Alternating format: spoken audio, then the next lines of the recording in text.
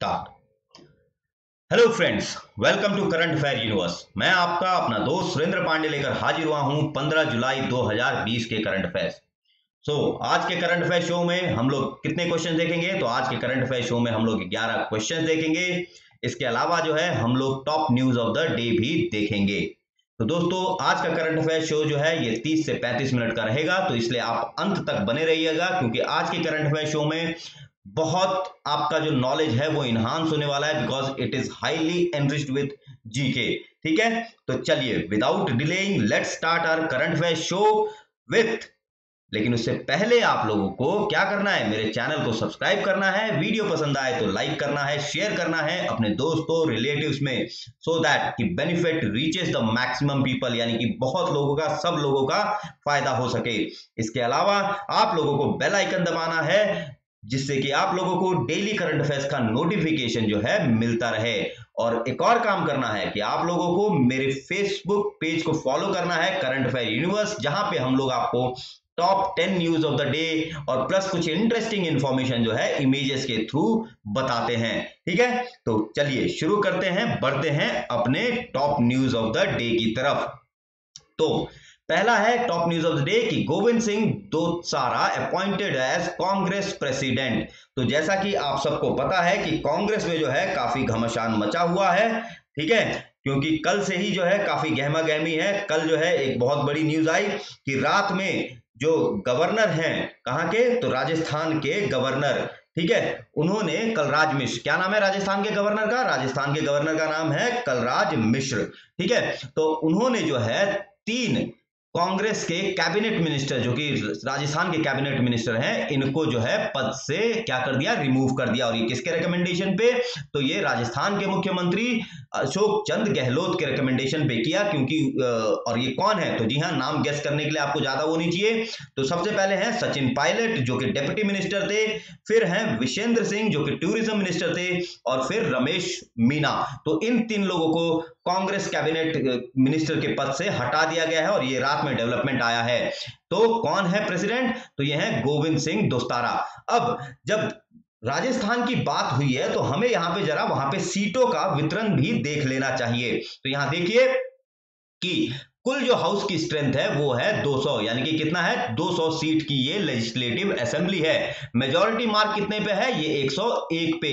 ठीक है, कांग्रेस के पास कितने हैं? तो 122 विधायक हैं, और बीजेपी के पास कितने हैं? तो 75 विधायक हैं। लेकिन अब इस 122 में से सचिन पायलट का कहना है कि 30 विधायक जो हैं उसके साथ हैं। अगर ऐसा होता है तो क्या होगा कि कांग्रेस की सरकार वहां पे अल्पमत में आ जाएगी। अब देखना यह होगा, क्या सचिन पायलट ज्योतिरादित्य सिंधिया की तरफ बीजेपी खेमे में जाकर मिलेंगे? तो ये देखने वाली बात होगी। और यदि इतने सपोर्ट नहीं मिलते हैं सचिन पायलट को, और थोड़ा भी अगर बाई चांस, जैसा कि कांग्रेस उम्मीद जता रही है कि 13 लोग उसके साथ हैं, कांग्रेस के तो खुद के अकेले कितने हैं? 107 मेंबर हैं, और 13 लोग उसके साथ हैं 30 में से भी।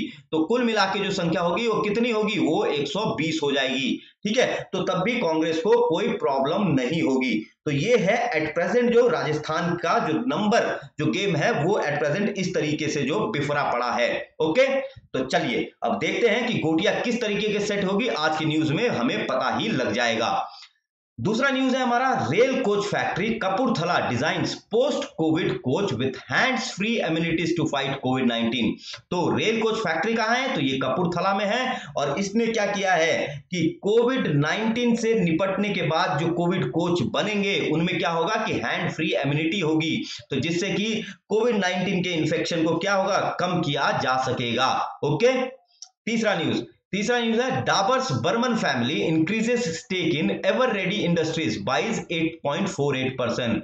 तो डाबर की जो बर्मन फैमिली है, क्यों बर्मन फैमिली? क्योंकि डाबर की जो स्थापना हुई थी वो एसके बर्मन ने किया था। कब? तो 1884 में। कब? तो 1884 में।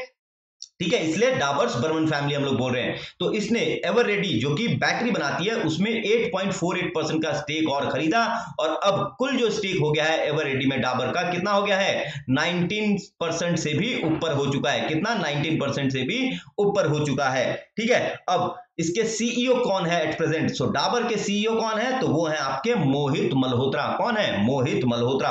और इसका जो है आपका हेडक्वार्टर कहां है? इसका हेडक्वार्टर गाजियाबाद में है। कहां है? तो गाजियाबाद में है। ठीक है, चलिए अब बढ़ते हैं चौथे न्यूज की तरफ। हमारा चौथा न्यूज है, Biofor India Pharmaceuticals receives license from the DCGI to manufacture Favipiravir। ठीक है, सो फेविपिराविर को मैन्युफैक्चर करने के लिए drug controller general of India, ठीक है, कौन है? तो एसवी वीरमणि। कौन है? Sorry, SV Somani. कौन है? तो सोमानी जो drug controller general of India है, उन्होंने क्या किया है कि फवीरापीर को जो है बनाने की अनुमति दे दी है। किसको? तो बायोफोर इंडिया फार्मास्यूटिकल्स को। और ये बायोफोर फार्मास्यूटिकल्स कहां बेस्ड है? तो ये आपका हैदराबाद में बेस्ड है। और इसके फाउंडर कौन है? तो मानिक रेड्डी पुलागुर्ला। कौन है इसके फाउंडर?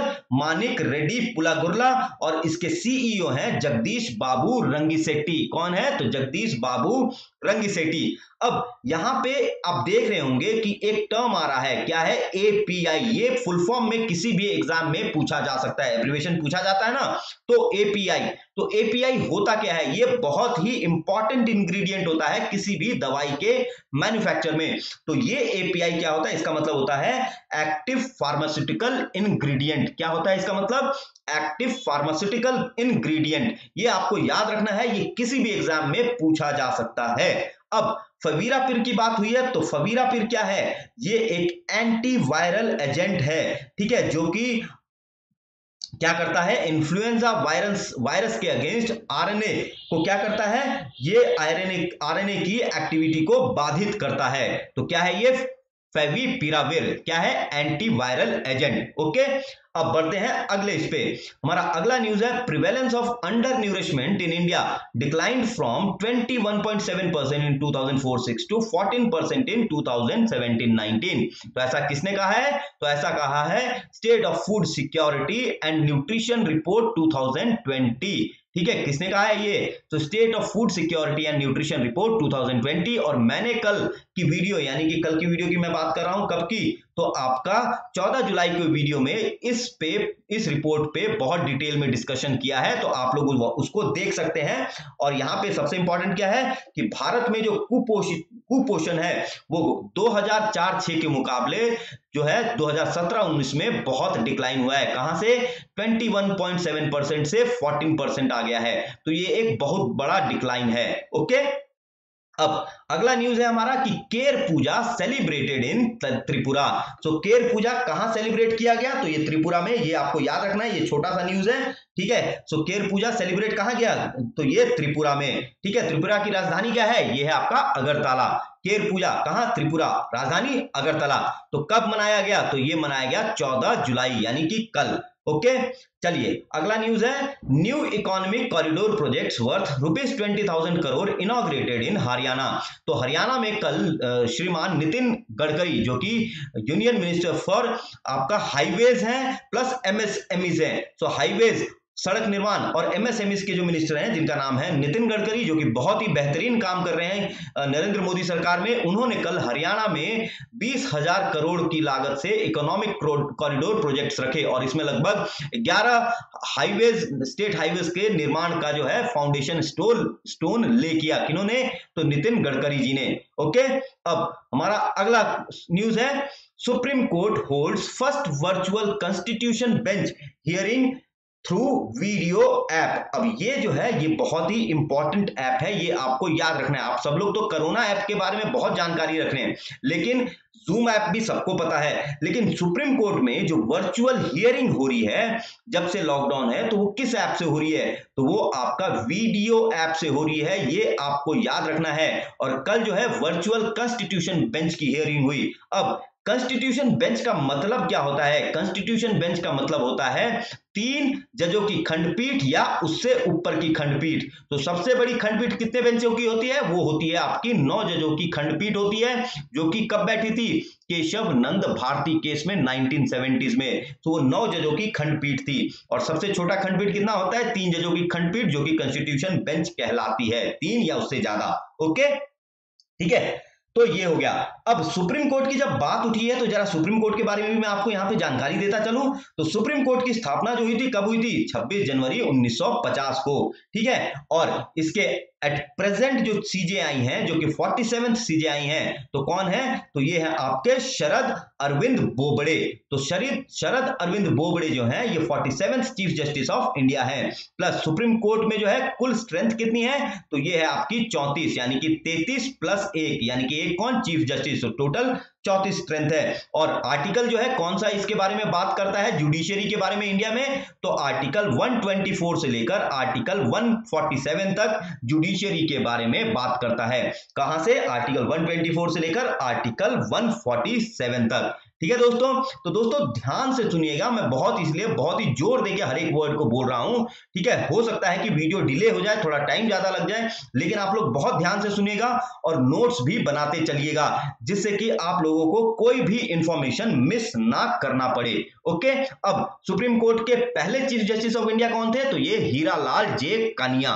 कौन? तो हीरालाल जे कनिया। ओके, चलिए, तो यहां पे हमारा top news of the day समाप्त होता है। और अब कहां बढ़ते हैं? जी हां, अपने सबसे बड़े शो करंट अफेयर शो यानी कि क्वेश्चन आंसर्स की तरफ बढ़ते हैं। और सबसे पहला क्वेश्चन है कि what is the name of guideline on digital education released by union human resource development ministry. So केंद्रीय मानव संसाधन विकास मंत्रालय द्वारा जारी डिजिटल शिक्षा पर दिशा निर्देश का नाम क्या है? तो इसका नाम क्या है? बी, यानी कि प्रज्ञता।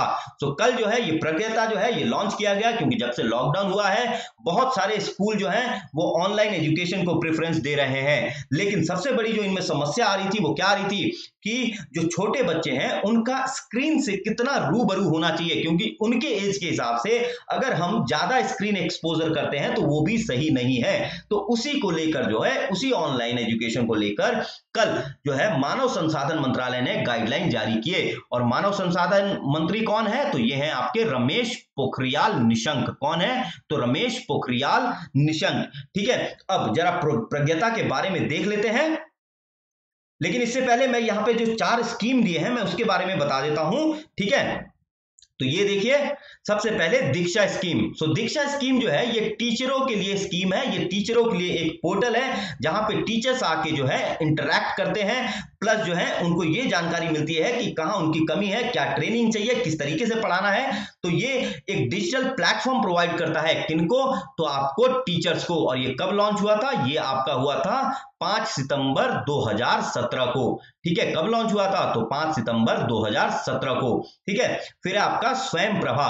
तो स्वयं प्रभा क्या है? ये GSAT 15 सैटेलाइट को यूज करते हुए 24/7 हाई क्वालिटी एजुकेशन प्रोग्राम देता है। किसके थ्रू? तो 32 DTH चैनल्स के थ्रू, यानी कि 32 डायरेक्ट टू होम चैनल्स के थ्रू क्या 24/7 हाई क्वालिटी एजुकेशन प्रोग्राम ये देता है। कौन? तो स्वयं प्रभा। और किस सैटेलाइट का यूज होता है ये सबसे ज्यादा इंपॉर्टेंट है। तो ये GSAT 15 सैटेलाइट यूज करता है। ओके, चलिए अब बढ़ते हैं प्रज्ञता की तरफ। तो ये देखिए, प्री प्राइमरी में जो स्क्रीन टाइम है वो कितना होना चाहिए? तो प्री प्राइमरी में जो आपका स्क्रीन टाइम है वो होना चाहिए 30 मिनट से ज्यादा नहीं, किसी भी दिन में, यानी कि आपका फर्स्ट क्लास से पहले। उसके बाद क्लास 1 से 12 को लेकर क्या क्या है कि आप जो है ऑल्टरनेटिव कैलेंडर जो एनसीईआरटी का है उसको अडॉप्ट करें। तो ये क्या रिकमेंड किया है? एनसीईआरटी का जो आप वेबसाइट देख सकते हैं, वहां पे ऑल्टरनेटिव एकेडमिक कैलेंडर है, तो इसको बोला है अडॉप्ट करने के लिए। फिर क्लासेस 1 to 8 के लिए कितना? 2 सेशन रखना है। कितना? तो 2 सेशन रखना है। कितने मिनट का? 30 से 45 मिनट का। सो 45 मिनट से ज्यादा का कोई भी सेशन नहीं होगा। और दिन में कितने सेशन होंगे? तो 2 सेशन होंगे। और उसके बाद क्लास 9 to 12 के लिए, तो क्लास 9 to 12 के लिए जो है 30 से 45 मिनट के 4 सेशन होंगे। कितने? तो 4 सेशन होंगे। तो ये गाइडलाइंस आपको याद रखनी है और जो भी टीचर्स हैं उनको भी ये समझना चाहिए कि स्क्रीन टाइम पे अगर हम लिमिट नहीं डालेंगे तो बच्चों की भी एक कैपेसिटी होती है, तो उसी के हिसाब से हम लोगों को जो है एजुकेशन को, टीचिंग को भी ढालना है। ठीक है, पेडागॉजी बहुत इंपॉर्टेंट होती है यहां पे। अब बढ़ते हैं मेन पॉइंट्स की तरफ। तो अब प्रज्ञता में और क्या है? सो प्रज्ञता क्या है? ये एक फुल फॉर्म है। किस चीज का फुल फॉर्म है ये आपको पता होना चाहिए। तो पी से है आपका प्लान, आर से है रिव्यू, ए से है अरेंज, जी से है आपका गाइड, ये से है यक यानी टॉक, और फिर ए से है असाइन, फिर टी से है ट्रैक और ए से है एप्रिशिएट। तो आपका हो गया प्रज्ञता। ओके, आई होप आपको यहां पे क्लियर है। इसके अलावा प्रज्ञता में ये भी कहा है कि अब तक जितने भी ऑनलाइन और डिजिटल माध्यम है ये सब इसमें यूनिफाई हो जाएंगे। कौन कौन? तो दीक्षा, स्वयं प्रभा, रेडियो वाहिनी, शिक्षा वाहिनी, ये सब इसमें क्या होंगे? समाहित हो जाएंगे। ठीक है, चलिए अब बढ़ते हैं दूसरे क्वेश्चन की तरफ। हमारा दूसरा क्वेश्चन है कि what is the theme of world youth skill day 2020? सो विश्व युवा कौशल दिवस 2020 का विषय क्या है? तो इसका विषय है skills for a resilient youth. तो एक कुशल युवा के लिए कौशल। ठीक है, skills for a resilient youth. तो वर्ल्ड यूथ स्किल डे कब मनाया जा रहा है? तो ये जो है आज मनाया जा रहा है। कब? तो ये आज मनाया जा रहा है। क्या है आज? तो आज है जुलाई 15। ठीक है, और ये पहली बार कब मनाया गया था? तो ये पहली बार जो है कब मनाया गया था? तो ये 2015 में जो है पहली बार मनाया गया था। कब? तो 2015 में। सो जुलाई 15 2015 इसलिए भी इंपॉर्टेंट है क्योंकि आज ही के दिन 2015 में भारतीय सरकार ने स्किल इंडिया मिशन लॉन्च किया था। क्या लॉन्च किया था? तो स्किल इंडिया मिशन। ठीक है, अब यहां पे मैंने जो ऑप्शंस दिए हैं उनके बारे में भी जरा समझ लेते हैं, क्योंकि ये किसी ना किसी दिन के जो ऑब्जर्व हुए हैं जुलाई में उनके थीम्स हैं। तो बी जो है वो क्या है? Safeguarding the health and rights of women. तो ये है वर्ल्ड पॉपुलेशन डे किसका? 2020 का थीम। ये कब मनाया गया? तो जुलाई 11 को जो है ये मनाया गया। कब? तो जुलाई 11 को ये मनाया गया वर्ल्ड पॉपुलेशन डे। तो इसका थीम क्या है? Safeguarding the health and rights of women and girl. ठीक है, अब पहली बार वर्ल्ड पॉपुलेशन डे कब मनाया गया था? तो ये 1987 में पहली बार मनाया गया था। और क्यों 11 जुलाई को ही हम लोग मनाते हैं? क्योंकि 11 जुलाई को जो विश्व की जनसंख्या थी वो कितनी हुई थी? 5 बिलियन हो गई थी। कितनी? तो 5 बिलियन यानी 500 करोड़। ठीक है, अब तीसरा है कोऑपरेटिव फॉर क्लाइमेट एक्शन। तो ये जो है इंटरनेशनल डे ऑफ कोऑपरेटिव्स जो कि 4 जुलाई को मनाया गया था। हालांकि ये 1923 से जो है जो पहला सैटरडे होता है जुलाई का उस दिन मनाया जाता है। तो इस बार जो पहला शनिवार पड़ा था वो कब पड़ा था? तो आपका पड़ा था 4 जुलाई को। तो क्या थीम था इंटरनेशनल कोऑपरेटिव डे का? वो था कोऑपरेटिव फॉर क्लाइमेट एक्शन। और लास्ट आपका है youth skills for sustainability and innovation. तो ये जो है 2019 का थीम है। आई होप मैंने यहाँ पे सारी चीजें आपको क्लियर कर दी। अब चलिए बढ़ते हैं थोड़ा किसकी तरफ?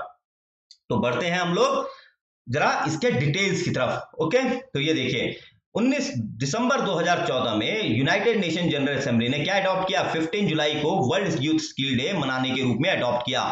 फिर जो है हम इससे संबंधित जो है कुछ जानकारियां देख लेते हैं।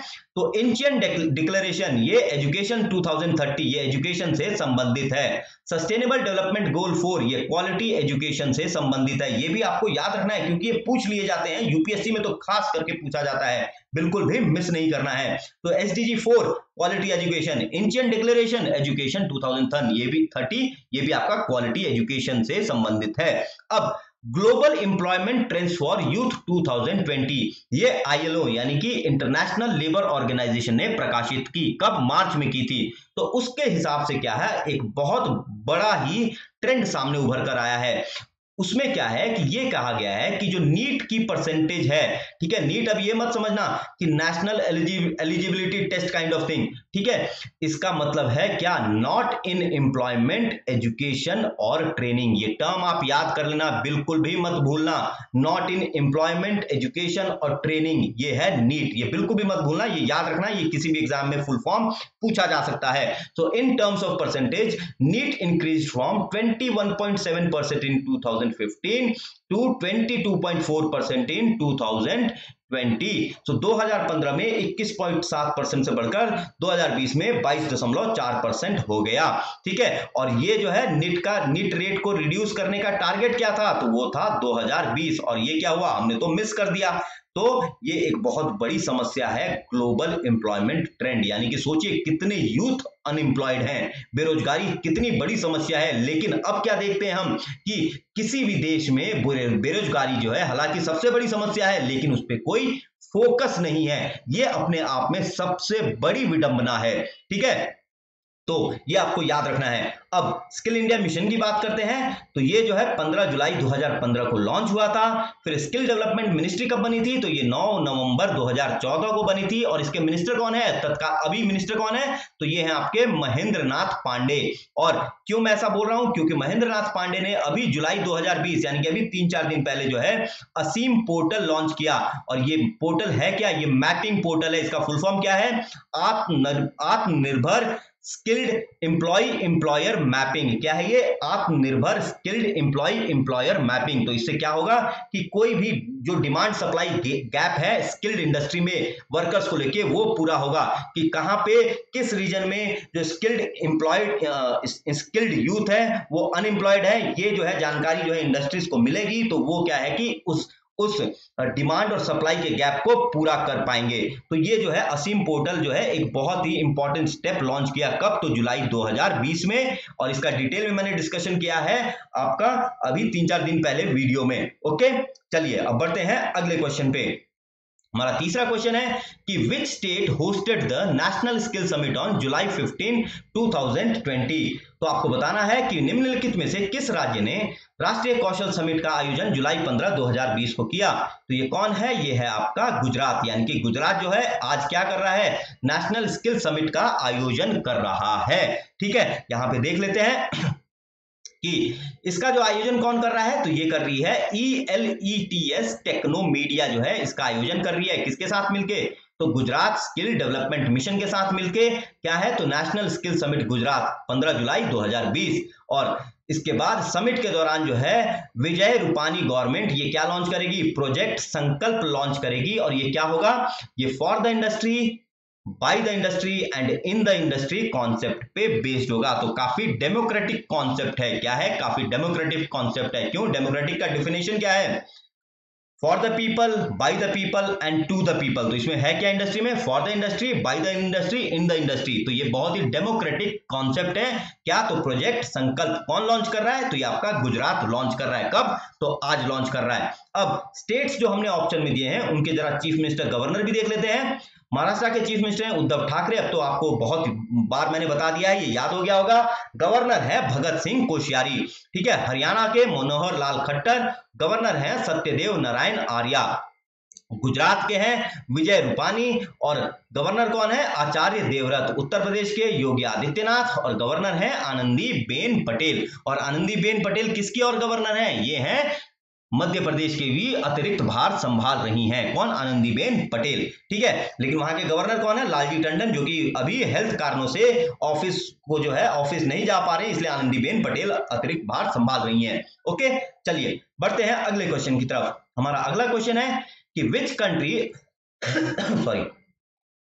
विच country has banned the Huawei 5G services. So किस देश ने हुआई के 5G सर्विसेज पर प्रतिबंध लगाया है, तो ये है आपका यूनाइटेड किंगडम। सो बोरिस जॉनसन की जो सरकार है यूनाइटेड किंगडम में, करेक्ट ऑप्शन डी है। तो इसने कल जो है हुआई 5G सर्विसेज पे जो है बैन लगा दिया है। अब ये क्यों लगाया है, क्योंकि यूएस के जो है काफी कंपोनेंट हुआई में इस्तेमाल होते थे, तो यूएस ने जो है हुआई पे सैंक्शन लगा दिया था। अब जब सैंक्शन लगा दिया था तो हुआई अगर 5G को लॉन्च करता तो वो काफी कॉस्टली होता। तो एक तरह से क्या था कि यूएस की यानी कि डोनाल्ड ट्रंप सरकार ने एक तरह से प्रेशर बनाया, जिसमें कि यूके की गवर्नमेंट आ गिरी और उसने क्या कर दिया, हुआई की 5G सर्विसेज को यूनाइटेड किंगडम में लॉन्च करने से प्रतिबंधित कर दिया।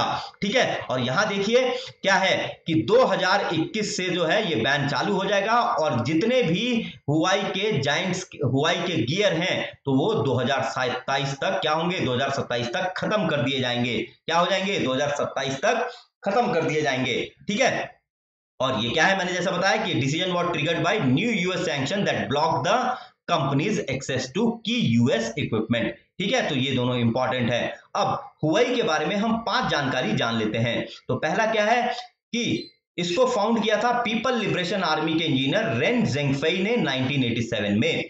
ठीक है, ये टॉप प्रोड्यूसर है टेलीकॉम्स नेटवर्किंग इक्विपमेंट का वर्ल्ड में। ठीक है, फिर नंबर 2 सप्लायर ऑफ स्मार्टफोन है, किसके बाद, सैमसंग के बाद, और ये एप्पल से आगे है। फिर हुआई का इक्विपमेंट जो है ये वर्ल्ड का डाटा और कम्युनिकेशन ट्रैफिक कैरी करता है, और ये जितना भी हाइपर फास्ट 5G नेटवर्क है उसका बैकबोन क्रिएट करता है। आप सोच सकते हैं कि हुआई कितना बड़ा कंपनी है चाइना का। ओके, और लेकिन ये बैन क्यों किया, क्योंकि ऐसी शंका जताई जा रही है, और ये मत समझिए कि यूके ने ही बैन कर दिया है। बहुत सारी कंट्रीज हैं जिन्होंने बैन तो नहीं लगाया, लेकिन वो दूसरे सर्विसेज, दूसरी कंपनीज जो है सर्विसेज प्रोवाइड करती हैं, जैसे टेलीनॉर वगैरह, तो उन्होंने उस सर्विसेज को अपना लिया है, हुआई को न अपना के। और ऐसा क्यों, क्योंकि ऐसी जो है आशंका जताई जा रही है कि जो हुआई के फाउंडर हैं रेन जेंगफेई, तो ये जो है क्योंकि पीपल लिबरेशन आर्मी से संबंधित है, तो ये जो कम्युनिस्ट पार्टी ऑफ चाइना है तो उससे इनके काफी उनकी पैठ है, और इसलिए जो है कम्युनिस्ट पार्टी ऑफ चाइना इनसे काफी सेंसिटिव इंफॉर्मेशन हुआई के जरिए निकलवा रही है। तो सीक्रेसी को लेते हुए, सिक्योरिटी को लेते हुए, सोवरेनिटी को लेते हुए ये बैन जो है इंपॉर्टेंट था। हालांकि सर्विसेज को हम नहीं बैन करते, किसी और सर्विसेज को अडॉप्ट कर लेते यूके से, और यूके का आउटराइट बैन जो है ये बहुत बड़ा मूव है। क्या है, बहुत बड़ा मूव है। ठीक है, तो चलिए अब बढ़ते हैं अगले क्वेश्चन की ओर। हमारा अगला क्वेश्चन है कि in which country Bastille day was celebrated. So किस देश में बेस्टिल दिवस मनाया गया, तो ये आपका जो है फ्रांस, यानी कि करेक्ट ऑप्शन है बी। ठीक है, सो बेस्टिल है कहां, सो बेस्टिल जो है एक किला है कहां, तो पेरिस में ये किला है, और इसको जो है जुलाई 14 1789 को जो है जो वहां के प्रिजनर्स थे उन्होंने इसको ओवरटेक कर लिया था, और जो है यहीं से फ्रेंच रेवोल्यूशन की क्या नींव रखी गई थी। So this Bastille day put the ground for or laid the ground for what, French revolution. कब, तो 14 जुलाई 1789 को, और इसलिए इसको फ्रांस का नेशनल डे के रूप में भी मनाया जाता है। तो ये कब है, जुलाई 14, बेस्टिल डे। ओके, ठीक है, अब बढ़ते हैं छठे क्वेश्चन की ओर। अच्छा, यहाँ पे मैंने कैपिटल्स भी दिए हैं, सॉरी। हाँ, सो इटली की कैपिटल क्या है, रोम है, करेंसी यूरो है, प्रधानमंत्री हैं ग्यूसेपे कॉन्टे, प्रेसिडेंट हैं सर्जियो मैटेरेला। फ्रांस की कैपिटल है पेरिस, और करेंसी है यूरो, और पीएम है जीन कैस्टेक्स, प्रेसिडेंट है इमैनुअल मैक्रोन। जर्मनी की कैपिटल है बर्लिन, करेंसी यूरो, प्रेसिडेंट है फ्रैंक वॉल्टर स्टेनमियर, चांसलर हैं एंजेला मर्केल। ऑस्ट्रिया की कैपिटल है वियना, जो कि इंटरनेशनल एटॉमिक एनर्जी का भी हेडक्वार्टर है, करेंसी है यूरो, और इसके प्रेसिडेंट हैं कौन ऑस्ट्रिया के, तो आपके अलेक्जेंडर वेंडर बैलन, और चांसलर है सेबेस्टियन कुर्ज। ठीक है, ये जानकारी आपके लिए बहुत है। ठीक है, आप लोग जो है मैं इसका पीडीएफ भी प्रोवाइड करूंगा, आप वहां से भी पढ़ सकेंगे। चलिए अब बढ़ते हैं अगले क्वेश्चन की ओर। हमारा छठा क्वेश्चन है कि with which portal coal ministry is planning to link the mining plan portal. तो कोयला मंत्रालय किस पोर्टल के साथ खनन योजना पोर्टल को जोड़ने की योजना बना रहा है, तो ये है आपका परिवेश। तो परिवेश करेक्ट ऑप्शन है ए। क्या, तो परिवेश। तो परिवेश जो है ये सिंगल विंडो क्लियरेंस सिस्टम है, किसी एनवायरमेंट रिलेटेड जो भी है यहाँ पे सिंगल विंडो क्लियरेंस, और बहुत ही जो है क्या होता है कि फास्ट ट्रैक प्रोसेस को अपनाया जा रहा है, और ये जो है डूइंग बिजनेस इंडेक्स को इंप्रूव करने के लिए ये लॉन्च किया गया है परिवेश। क्या, तो परिवेश। तो अब जो माइनिंग का प्लानिंग पोर्टल है वो इसके साथ मिक्स कर दिया जाएगा। असीम जो है हमने अभी थोड़ी देर पहले देखा था कि स्किल डेवलपमेंट मिनिस्ट्री का पोर्टल है। उद्यम जो है ये एमएसएमई का पोर्टल है, जो कि जून के अंत में लॉन्च किया गया था। और कोल मिनिस्ट्री के मिनिस्टर कौन है, तो ये है प्रहलाद जोशी। कोल मिनिस्ट्री के मिनिस्टर कौन है, तो प्रहलाद जोशी। तो क्या, कौन सा पोर्टल है, परिवेश, आपको ये याद रखना है। ओके, चलिए पढ़ते हैं सातवें क्वेश्चन की ओर। In which country a project is being run for sourcing drinking water from air. अब ये अपने आप में बड़ी ही मतलब कि इंटरेस्टिंग न्यूज है। तो वायु से पीने का पानी निकालने के लिए किस देश में एक परियोजना चलाई जा रही है, तो ये कहां, तो ये आपका सी करेक्ट ऑप्शन है यूनाइटेड अरब अमीरात। यहां कहां, तो सी करेक्ट ऑप्शन है संयुक्त अरब अमीरात में। तो पहले तो इन कंट्रीज की कैपिटल्स वगैरह देख लेते हैं, सॉरी। ठीक है, ओके, हाँ, तो आपके पहले मेन पॉइंट्स हैं। तो ये कौन कर रहा है, जो वाटर से आपका एयर से वाटर टेक्नोलॉजी, तो ये एरिजोना बेस्ड टेक्नोलॉजी फॉर्म है जिसका नाम है जीरो मास वाटर, और ये जो है दुबई से 20 किलोमीटर दूर इसने प्लांट लगाया है, जिसमें क्या होगा कि पानी जो है एयर से निकाला जाएगा मॉइस्चर से, और फिर उसको बॉटलिंग की जाएगी। और सबसे बड़ी बात क्या है कि ये जो बॉटलिंग प्लांट है ये सोलार पे रन किया जाएगा, बोतल जो यूज होंगे वो रिसाइक्लेबल होंगे, और कैप्स जो होंगे वो भी सस्टेनेबल होंगे। सो ढक्कन वो किससे बने होंगे, वो बैम्बू से बने होंगे। किससे, तो बैम्बू स्टिक से बने होंगे ढक्कन। तो ये अपने आप में ही सबसे बड़ा क्या है, इन्वायरमेंट फ्रेंडली जो है टेक्नोलॉजी है। प्लस जीरो मास फैसिलिटी जो है ये कहां आ रहा है, ये आपका लहबाब, जो कि दुबई से 20 किलोमीटर दूर है, ठीक है। और ये कैमल ब्रीडिंग के लिए, डेजर्ट सफारी के लिए जाना जाता है लहबाब, ठीक है। अब यहां पे क्या है कि रेक्टेंगुलर बॉक्सेस के रूप में हाइड्रोफोनिक्स हैं। क्या है, तो हाइड्रोफोनिक्स हैं, जो कि 2.4 मीटर से लेकर 1.2 मीटर के बने हुए हैं। ये जो है वाटर वेपर को एब्जॉर्ब करता है, किससे, सोलार एनर्जी को यूज करते हुए। तो आप यहां देख लीजिए, ये देखिए ये एयर फिल्टर है, हॉट एयर आता है, ठीक है। और यहाँ पे ये देखिए पंखे से जो है ये घूमता है, ठीक है। उसके बाद क्या होता है, यहाँ पे ये मॉइस्चर एब्जॉर्ब होता है, फिर जो है ये कंडेंसिंग कॉइल है, ठीक है, ठंडा करने वाला। तो ये क्या करता है, यहां से आके वाटर यहां गिरता है, और फिर यहाँ पे आप देख रहे हैं कंटेनर में क्या है, क्लीन ड्रिंकिंग वाटर है। तो ये पूरा प्रोसेस आप देखिए कैसे सूरज मतलब कि एयर से जो है सोलार पैनल को यूज करते हुए पानी बनाया जा रहा है। ये अपने आप में बहुत ही यूनिक है, ठीक है। और ये पहला है दुनिया में जो कि यूएई में इतने बड़े पैमाने पे air to water technology use किया जा रहा है। ये आपको याद रखना है क्या क्या, कि एयर टू वाटर टेक्नोलॉजी कहां यूज हो रहा है, दुबई, जहां स्पेसिफिक लहबाब में, ठीक है। और कंट्री आया तो यूएई में। और ये कौन सी कंपनी कर रही है, ये जीरो मास वाटर कंपनी, जो कि यूएस बेस्ड टेक्नोलॉजी फर्म है। ओके, चलिए अब बढ़ते हैं कहां, अगले क्वेश्चन की ओर। हमारा अगला क्वेश्चन है कि world first robot restaurant complex has come up at, दुनिया का पहला रोबोट रेस्टोरेंट परिसर कहां आया है। तो ये आपका करेक्ट ऑप्शन है ए, कहां आया है, तो चीन में आया है। कहां आया है, चीन में आया है, ठीक है। चलिए बढ़ते हैं नवे क्वेश्चन की ओर। हमारा नवा क्वेश्चन है कि which country is sending Amal और Hope satellite mission to Mars.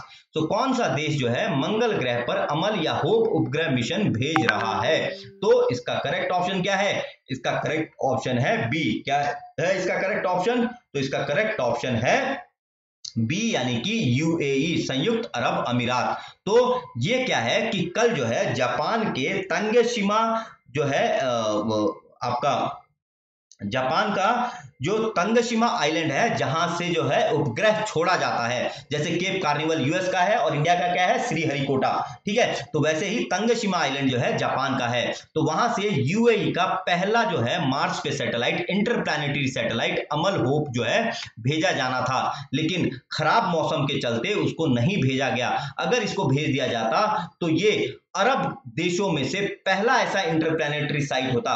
तो किससे, पूरे अरब देशों में से। तो कौन भेजता, तो यूएई का सैटेलाइट, कहां, तो मार्स। और कौन भेज रहा था, तो जापान की स्पेस एजेंसी, ठीक है, जाक्सा। कौन, तो जाक्सा, ठीक है। और कहां है ये, तंगशिमा आइलैंड, जापान में। अब यूएई की स्पेस एजेंसी का नाम क्या है, तो यूएई की स्पेस एजेंसी का नाम है मोहम्मद बिन राशिद स्पेस सेंटर। क्या नाम है यूएई की स्पेस एजेंसी का, मोहम्मद बिन राशिद स्पेस सेंटर। सैटेलाइट अमल और होप कहां जाना था, मार्स में। और अब क्या है कि अगर कल इसको भेजा जाता तो यूएई के जो 50 साल पूरे होते स्थापना के, तो उस समय ये मार्स में स्थापित होता। तो ये अपने आप में बहुत बड़ा दिन होता। अब देखते हैं कि ये जुलाई के एंड में भेजा जाएगा, तो क्या ये यूएई के 50 वर्ष पूरे होने पे, जो कि 2021 में हो रहा है, उस समय ये मार्स में स्थापित हो पाता है या नहीं, ठीक है। तो अब यहाँ पे कैपिटल्स वगैरह देख लेते हैं। तो ये देखिए, जापान की कैपिटल है टोक्यो, हेड है शिंजो एबे। यूएई की कैपिटल है अबू धाबी, और हेड कौन है, तो प्रेसिडेंट है आपके खलीफा बिन जायद अल नहान, और प्राइम मिनिस्टर है मोहम्मद बिन राशिद अल मखदूम। इजराइल की कैपिटल है जेरूसलेम, प्रधानमंत्री है बेंजामिन नेतन्याहू। कुवैत की कैपिटल है कुवैत सिटी, और हेड कौन है, सबाह अहमद अल सबाह। अभी जो है कुवैत न्यूज में था, क्योंकि ये कुवैत एक्सपैट बिल आ रहा है, जिसके तहत 8 लाख भारतीयों के घर आना पड़ सकता है। क्योंकि उस बिल के तहत क्या है कि एक्सपैट कोटा बिल के तहत यह है कि 15% से ज्यादा जो है भारतीय अब कुवैत में नहीं रह सकते हैं, ठीक है। ये हमने अपने एक मतलब कि जून के वीडियो में कवर किया है, आप उसको देख सकते हैं। ठीक है, इसके अलावा जो है जापान की पार्लियामेंट का नाम क्या है? जापान की पार्लियामेंट का नाम है आपका डाइट और करेंसी है येन। और इजराइल की पार्लियामेंट का नाम है नेसेट और करेंसी है आपकी शेकेल। ठीक है, चलिए अब बढ़ते हैं अगले क्वेश्चन की ओर। अच्छा ठीक है, अब बढ़ते हैं अगले क्वेश्चन की ओर। अच्छा, यहाँ पे हमने ये मैप भी दिखाया है, ये देखिए, ये है आपका अबू धाबी। तो यूनाइटेड अरब अमीरात में कुल मिलाकर 7 जो है स्टेट्स हैं। कितने स्टेट हैं? 7 एमिरेट्स हैं। तो सबसे पहले है अबू धाबी जो कि सबसे बड़ा है और ये कैपिटल भी है। फिर है आपका दुबई, ठीक है, फिर है शारजाह, फिर है आपका अजमान, फिर है आपका उम्मुल कवाइन, रस अल खमैना, फिर आपका Fujairah.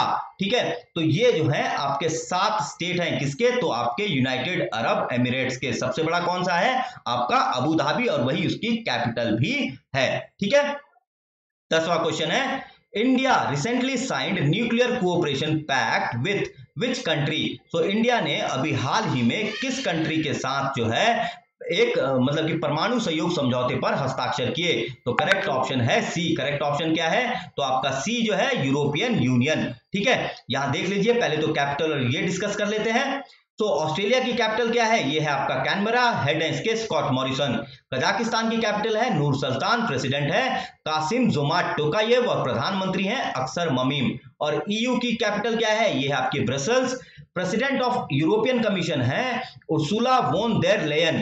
President of EU parliament है David Sassoli. President of European council है चार्ल्स मिशेल। और प्रेसिडेंसी ऑफ काउंसिल किसके पास है? तो जर्मनी के पास है। ठीक है, अब कजाकिस्तान जो है ये अभी हाल ही में न्यूज में था। क्यों? क्योंकि यहां पे पाया गया कि एक अननोन न्यूमोनिया जो है जिसके कारण 1772 लोगों की मौत हो चुकी है, ऐसा न्यूज में आया था। कहां? तो आपका कजाकिस्तान में। ठीक है, अब आइए जरा सिविलियन न्यूक्लियर कोऑपरेशन पैक्ट के बारे में देख लेते हैं। तो ये जो सिविलियन न्यूक्लियर कोऑपरेशन है ये आपका यूरोपियन एटॉमिक एनर्जी कम्युनिटी या फिर जिसे हम यूरो एटम भी बोलते हैं और एटॉमिक एनर्जी कमीशन के बीच में साइन हुआ। और फिर इसमें क्या है कि ईयू रिसर्च प्रोग्राम जो है peaceful use of nuclear energy पे फोकस करेगा। तो भारत में जो कुल एट प्रेजेंट न्यूक्लियर रिएक्टर हैं वो कितने हैं? 22 हैं। और इनसे जो क्षमता है इलेक्ट्रिसिटी प्रोडक्शन की वो कितनी है? तो आपकी 6780 मेगावाट। कितनी है? तो 6780 मेगावाट इलेक्ट्रॉन। इससे इतनी बिजली पैदा हो रही है और ये कुल बिजली उत्पादन का कितना है? लगभग 2% है। तो एग्जैक्ट बोले तो 1.9% है। ठीक है, तो अब क्या करेगा ये? और इनहांस करेगा क्लीन एनर्जी जो कि न्यूक्लियर एनर्जी के जरिए आएगा भारत में। ठीक है, और ये जो है कल साइन हुआ और आज क्या है? आज जो है भारत और ईयू के बीच में वर्चुअल समिट है। क्या है आज? भारत और ईयू के बीच में वर्चुअल समिट है और ये जो है प्रधानमंत्री Narendra Modi, European council president Charles Michel और European commission president Ursula von der Leyen जो है इसको को चेयर करेंगी। इसके अलावा जो है bilateral trade investment agreement BTIA जो है इस पे भी डिस्कशन होंगे। हालांकि इस पे कोई कंक्लूजन रीच नहीं हो रहा है क्योंकि यूरोपियन यूनियन का कहना है कि भारत जो है प्रोटेक्शनिज्म यूज कर रहा है और वो जो है उसके जो 27 देश हैं वो भारत जैसे बड़े मार्केट को छोड़ना नहीं चाहते। तो कुल मिला के कितने कंट्री हैं ईयू में? 27 कंट्रीज हैं। ठीक है, अब जब सिविल न्यूक्लियर कोऑपरेशन की बात हुई है तो भारत ने अब तक 14 कंट्रीज के साथ जो है सिविल न्यूक्लियर कोऑपरेशन साइन किया है। तो सबसे पहला कंट्री कौन सा था? तो यूएस था। कब साइन हुआ था? 2005 में। अब देख लिया मैंने यहां नाम दिए हैं, अर्जेंटीना, ऑस्ट्रेलिया, कनाडा, चेक Republic, France, Japan, Kazakhstan, Mongolia, Namibia, Russia, South Korea, United Kingdom, US and Vietnam. तो ये 14 कंट्रीज के साथ जो है civil nuclear cooperation deal sign हुआ है। 15वां कौन है? European Union. ठीक है, तो ये आपको ध्यान में रखना है, ये किसी भी एग्जाम में पूछा जा सकता है। पहला देश यूएसए। ओके, अब जब बात उठी है किसकी तो यहां देख लेते हैं कि इंपॉर्टेंट डेट्स इन ईयू क्या है। तो ट्रीटी ऑफ रोम के साथ 1 जनवरी 1958 में क्या आया था? आपका जो है एक इकोनॉमिक यूनियन बना था। ठीक है, फिर सिंगल यूरोपियन एक्ट आया था 1 जुलाई 1987 को। ट्रीटी ऑफ मास्ट्रिक्ट के साथ जो कि 1 नवंबर 1993 को आया था, तो इससे यूरोपियन यूनियन की स्थापना हुई थी। ट्रीटी ऑफ लिस्बन जो है 1 दिसंबर 2009 को आया था। फिर आपका लास्ट जो कंट्री एडमिटेड था वो था क्रोएशिया, जो कि 1 जुलाई 2013 को एडमिट किया गया था। और जो लास्ट कंट्री जिसने विड्रॉ किया वो है आपका 31 जनवरी 2020 को। और किसने किया? तो ये है आपका ब्रिटेन ने एग्जिट किया। सो ब्रेक्जिट, ब्रिटेन ने 31 जनवरी 2020 को किससे? तो आपका यूरोपियन यूनियन से एग्जिट कर लिया। तो ये है इसकी हिस्ट्री। ठीक है दोस्तों, अब बढ़ते हैं अगले क्वेश्चन की तरफ। हमारा लास्ट क्वेश्चन है आज का, under which river India will be constructing under water tunnel. तो भारत किस नदी के नीचे सुरंग का निर्माण करेगा? तो इसका करेक्ट ऑप्शन है डी, ब्रह्मपुत्र रिवर के नीचे। और ये कहां से कहां तक करेगा? तो ये जो है आपका गोहपुर से लेकर, कहां से? तो गोहपुर से लेकर आपका नुमलीगढ़ तक करेगा। तो ये देखिए, ये रहा आपका नुमलीगढ़, जो कि ये ब्रह्मपुत्र नदी है। तो नुमलीगढ़ आपका साउथ में है और गोहपुर आपका कहां है? तो आपका नॉर्थ में है। अब इससे क्या होगा? अंडर वाटर टनल बनेगा। कितना किलोमीटर लंबा? तो 14.85 किलोमीटर लंबा बनेगा, जो डायरेक्ट जो है अरुणाचल प्रदेश के बॉर्डर तक जाएगा। और यहां से जो है ये 4 लेन होगा। और जो भी आर्म्स, एम्यूनिशन, ट्रक्स वगैरह जो भी जाने हैं वो बहुत ही तेजी से कहां पहुंच जाएंगे? तो आपका अरुणाचल बॉर्डर के पास पहुंच जाएंगे। और ये चाइना की जो एक्सपेंशनिज्म की नीति है उसको क्या करेगा? उस पे रोक लगाएगा। तो ये अपने आप में बहुत ही स्ट्रैटेजिक अंडर वाटर टनल होगा। कौन सा? 14.85 किलोमीटर का गोहपुर से नुमलीगढ़, जो कि असम में बनाया जा रहा है। ठीक है, और ये चाइना के ताइहू लेक, जो कि जियांगसू प्रोविंस में है, उससे भी लंबा होगा, क्योंकि वो जो अंडर वाटर टनल है वो कितना है? 10 किलोमीटर का है। और ये कितना है? 14.85 किलोमीटर का। और इसको बनाने वाला कौन है? तो national highways and infrastructure development corporation limited. और इसने अमेरिका की ल्यूस बर्जर कंपनी को जो है क्या किया है? इसको रोप इन किया है इस अंडर वाटर टनल को बनाने के लिए। तो अभी हम हाल में ही देख रहे हैं कि भारत जो है बहुत सारे एम्यूनिशन भी एक्वायर कर रहा है, क्योंकि जैसे यूएस रेवन हो गया, आपका spike anti tank guide missile हो गया, हेरॉन आपका ड्रोन हो गया। ठीक है, ये सब क्या है कि भारत एक्वायर कर रहा है, प्लस असॉल्ट राइफल्स भी। और क्यों? ये जो हम देख रहे हैं चाइना की जो है विस्तारवाद की नीति है, अगर उसको कुछ कटाच कर सकते हैं वो कि हम अपनी जो है स्ट्रेंथ को बढ़ा लें। ठीक है, तो दोस्तों ये थे हमारे आज का करंट अफेयर शो। आप लोगों को कैसा लगा ये शो? जरूर से जरूर कमेंट में हमारे को फीडबैक दीजिएगा। प्लस मेरे वीडियो को पसंद आए तो लाइक करें, शेयर करें, मेरे चैनल को सब्सक्राइब करें। मेरा वीडियो देखने के लिए बहुत बहुत धन्यवाद।